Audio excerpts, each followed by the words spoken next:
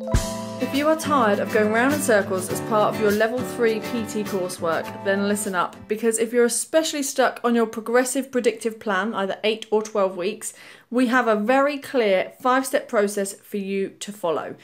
And this 5-step process is appropriate whether you are doing an 8-week or a 12-week plan. So all the awarding bodies have a slight different recommendation, and also the training providers also have a recommendation. So you will have guidelines within your learning achievement portfolio to kind of outline everything that you need to know. But we're going to go for these whole 8 weeks, but it is still applicable for 12 weeks as well. So the first of these 5 steps is to make sure that you are truly aware of what your client's goal is. Because if you know this very specifically, and that means making it a SMART goal, so you could very clearly put a tick in the box that the client has achieved that goal, then that's going to make it so much easier when it comes to actually planning what you do session by session. So now you have the goals. The step number 2 is to understand what the physiological adaptation you're looking for is along the way to get to this 8-week or 12-week goal. Best way to do that is to divide it up in chunks. So if you've got an 8-week goal, divide it into 2 chunks of 4. If you've got a 12-week goal, divide it into 3 chunks of 4.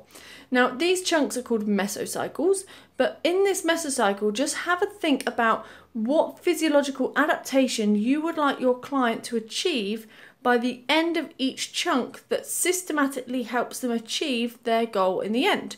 So for example, I could say I want to focus on endurance training and endurance adaptation in this first 4 weeks, and then focus on hypertrophy in the second 4 weeks. Or I might have something whereby I want to focus on the sort of distance that my client is going in the first 4 weeks, if they've got like an event goal for a running goal, and then I could work on the speed that they're going to take that over in the second lot of the 4 weeks. So when you look at it, just think about how can you chunk this now into 2 sections, if it's 8 week, 3 sections if it's 12 weeks, and this will basically allow you to now have an understanding of what you need to aim towards. So here I've got endurance and hypertrophy. In the endurance section, I know that I now want to focus towards type 1 muscle fibers and using aerobic energy system. So this helps focus my planning for those first 4 weeks. If I'm looking for hypertrophy, I know I want the type 2A muscle fibers, and I also want to be around the lactic acid system as much as I possibly can. So it gives you an idea of what physiological adaptation is required in each of the 4 weeks. So we've got the general progression that we're looking for across the 8 weeks. Now we're going to break that down even further to understand the individual progressions. And in order to do that, I definitely advise you use the GAS principle. So the GAS principle means General Adaptation Syndrome. So the General Adaptation Syndrome is related to building up the progression week on week with your client. So you make it harder each week. Notice we do that for 3 weeks, but on the 4th week, we drop down, which allows the adaptation to happen in the body for all of the demand we've already put on the body. So that 4th week is an adaptation week. So we reduce something in that week to make there more of a recovery. And then we do that again. So we progress for 3 weeks and then encourage a more recovery on the 4th week. So your step 3 is to basically draw this GAS principle out, whereby it's going up, up, up, and then down, up, and then down, and apply that across your 8 or 12 weeks. Now we're going to show the set progression in each week. So in order to do this, we need to be aware of the FIT principle, the frequency, intensity, time and type that our client is going to be training in each week. And we need to do this for both CV and for resistance. And the easiest way to do this is to do it on 2 separate grids. So draw one of these for CV and then another one for resistance training. And then you want to detail the frequency, intensity, time and type that your client is going to do for each of these weeks. And we're going to look for a steady progression on the first 3 weeks and then bring it down a notch on the 4th week to resemble this GAS principle that we've just drawn.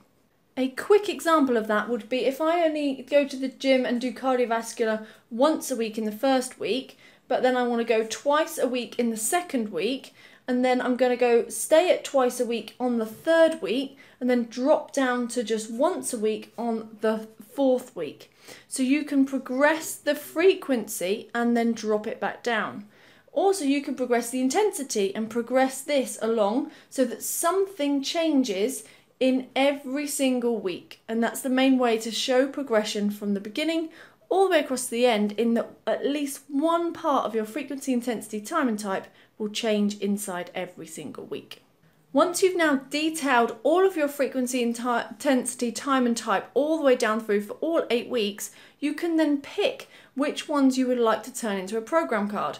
So for example, you might pick week 2, whereby you take this frequency, intensity, time and type and use that into one of your program cards. And then you might pick week number 7, where you use this frequency, intensity, time and type for another program card. And this is a way to stop you from going round and round in circles about what to actually put in your program card, because now you've got the detail of how intense they need to be training, and also the time they're going to be training, and the training type that they're going to be doing in those sessions. So it makes it laser focused on what you need to include on every single program card.